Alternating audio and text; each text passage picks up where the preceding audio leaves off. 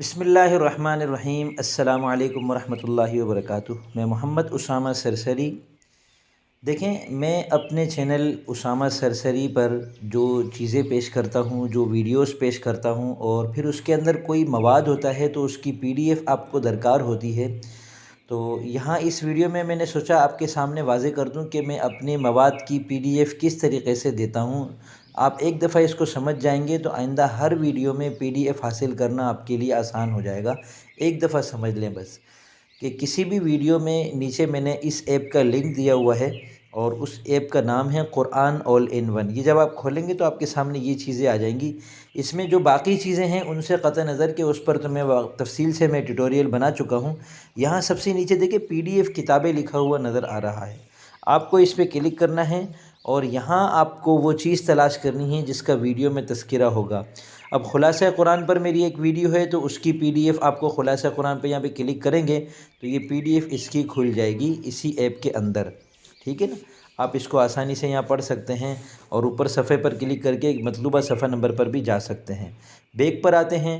ذخیرہ الفاظ سے متعلق جب بھی کوئی میں ویڈیو بناتا ہوں، قرآن کریم کے 13 الفاظ، 14 الفاظ وغیرہ، تو آپ اس پر ان کو ڈاؤن لوڈ کرنے کے لیے ذخیرہ الفاظ پہ کلک کریں، اور اگر اس طریقے سے آپ کے سامنے کھلے تو بجائے ڈرائیو پہ کلک کرنے کے آپ کروم پہ کلک کریں تو آپ کے سامنے کروم پر یہ پورا ساری چیزیں آ جائیں گی، اور جو میرے 13 الفاظ ہیں، جو 15 الفاظ والی ویڈیو ہے، جو 30 الفاظ والی ویڈیو ہے، ان سب کی JPG کی شکل میں جو ان کے نقشے ہیں وہ سب یہاں آپ کے سامنے شو ہو جائیں گے۔ آپ ان میں سے کسی کو بھی بآسانی ڈاؤن لوڈ کر سکتے ہیں۔